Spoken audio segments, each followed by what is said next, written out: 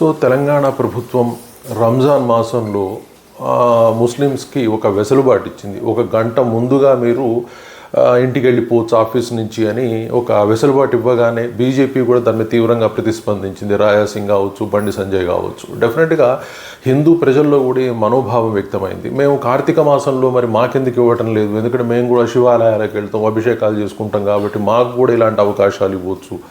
అలాగే వచ్చేసి మనకి గురువారాలు కావచ్చు, మంగళవారాలు కావచ్చు, ఇలాగ చాలా ఉన్నాయి. సో మరి వాటికి మాత్రం వెసులుబాటు లేదు హిందువులకి.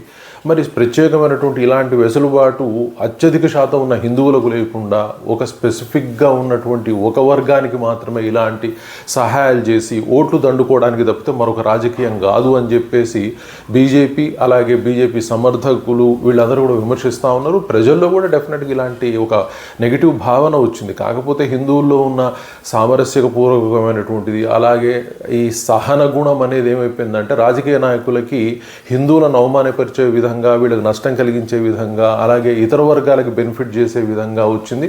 అదే విధంగా రంజాన్ మాసానికి ఒక ఆర్డర్ రూపంలో వచ్చింది. సో ప్రజలు మరి ఎలా రియలైజ్ అవుతారు, ప్రభుత్వాలకి మరి హిందూ మతాన్ని అవమానించే లక్షణం ఎప్పుడు పోతుంది అనేది మనం వెయిట్ చూడాల్సిన అవసరం ఉంది. Thank you very much.